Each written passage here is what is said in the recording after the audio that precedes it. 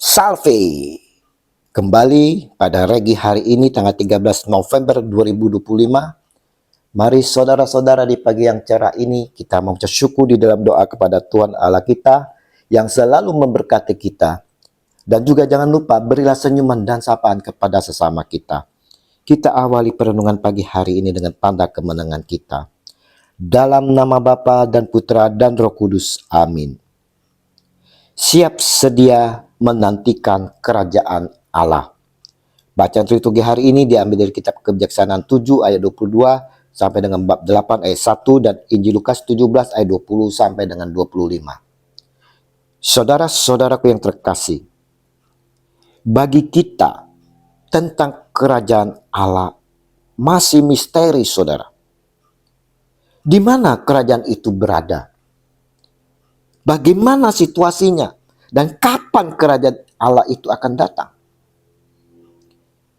Sama halnya dengan orang Farisi pada zaman Yesus, saudara.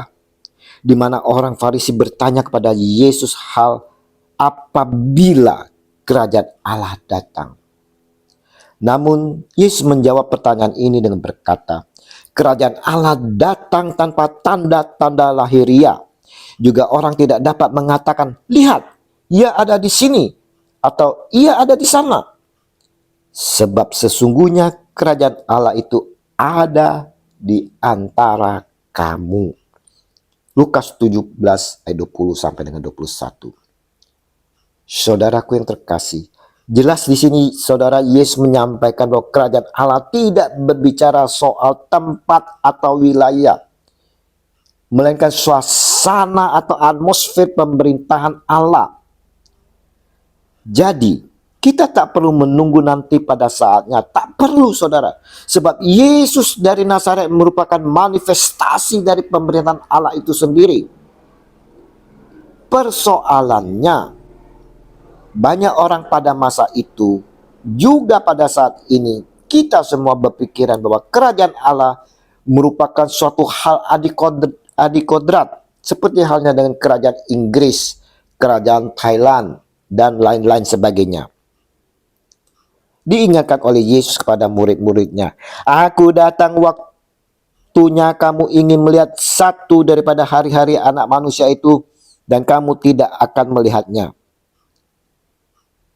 Saya ulang, saudara, akan datang waktunya kamu ingin melihat satu daripada hari-hari anak manusia itu, dan kamu tidak akan melihatnya. Dan orang akan berkata kepadamu, lihat, ia ada di sana, lihat, ia ada di sini. Jangan kamu pergi ke situ, jangan kamu ikut. Lukas 17 ayat 22 sampai dengan 23. Yesus mau sampaikan akan keinginan kita melihat tanda-tanda hari kedatangan anak manusia. Dan banyak yang akan mengajarkan, menyampaikan tanda-tanda itu, saudara. Dan di sini Yesus ingatkan kepada kita, jangan kamu ikut.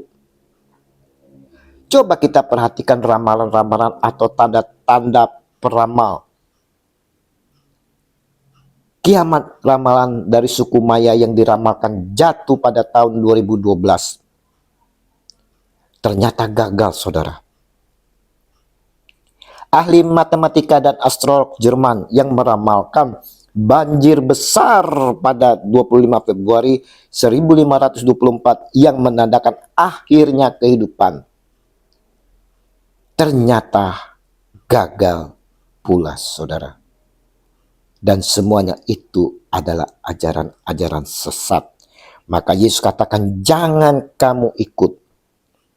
Masih banyak, saudara, ramalan-ramalan dan pengajaran pada akhir zaman. Sekali lagi diingatkan kepada kita untuk tidak mengikutinya, saudara. Diingatkan pula oleh Yesus pada ayat 24 sampai dengan 25, kedatangan anak manusia akan terjadi secara tiba-tiba, terang benderang dan tidak dapat disangkal, seperti kilat yang menyambar. Ini adalah gambaran kemuliaannya yang akan datang pada akhir zaman. Namun, kedatangan dalam kemuliaan itu tidak datang tanpa melalui penderitaan dan penolakan. Yesus harus mengalami penderitaan besar dan ditolak oleh angkatannya saat itu. Sebuah kondisi yang juga menjadi gambaran bagi umat beriman bagi kita semua yang mengikutinya, yang menanti kedatangannya. Kita pun akan melalui penderitaan dan penolakan saat kedatangannya. Saudara-saudaraku, Regi hari ini saudara mau mengingatkan kepada kita saudara, bahwa kerajaan Allah yang kita nanti-nantikan dalam kehidupan ini sesungguhnya bukanlah kerajaan yang ada di kodrat. Dan sesungguhnya kerajaan Allah itu sudah datang dengan kehadiran Tuhan Yesus di dunia ini. Karena Yesus sendiri merupakan manifestasi dari pemerintahan Allah itu sendiri. Di mana saudara, dalam diri Yesus ada kelembutan, kasih yang sempurna, kerendahan hati. Kehadirannya saudara membawa sukacita damai. Inilah suasana kerajaan Allah sesungguhnya yang kita rindukan saudara, yaitu yang penuh kasih, kasih sempurna saudara, penuh sukacita dan damai. Bagaimana kerajaan Allah itu dapat hadir? Diri kita sendirilah saudara yang menciptakannya. Sebagai pengikut Kristus, kita harus juga memiliki manifestasi pemerintahan kerajaan Allah saudara. Ingat itu saudara. Karena kita adalah cerminan dari Yesus. Maka agar kerajaan Allah sungguh nyata dalam kehidupan kita, kita harus hidup penuh kelembutan, rendah hati, dan memiliki kasih. Yang mana dengan semuanya ini saudara, di saat kehadiran kita di komunitas, di masyarakat, orang lain akan merasakan sukacita dan damai saudara. Maka orang tersebut merasakan kehadiran kerajaan Allah di dalam diri mereka. Bagaimana dengan hal kerajaan Allah yang sesungguhnya, yaitu surga?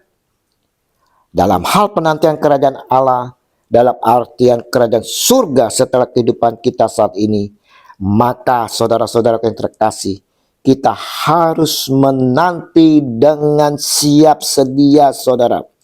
Kita tidak boleh hanya pasif menunggu kedatangannya saudara, tetapi harus selalu siap sedia dalam iman dan perbuatan. Dalam penantian ini juga kita harus tetap selalu menjalankan misi yang diberitakan Tuhan Yesus. Kita diminta saudara aktif untuk memberitakan Injil, karena kedatangannya akan datang seperti kilat yang terang, yang berarti kabar baik akan tersampaikan dengan cepat dan jelas kepada banyak orang. Kita diingatkan bahwa penderitaan dan penolakan bukan akhir dari segalanya, melainkan bagian dari jalan menuju kemenangan dan kemuliaan. Hal ini mengingatkan kepada kita bahwa tidak ada jalan masuk ke kerajaan Allah tanpa melewati penderitaan dalam bentuk tertentu, seperti penolakan dunia terhadap prinsip-prinsip Allah.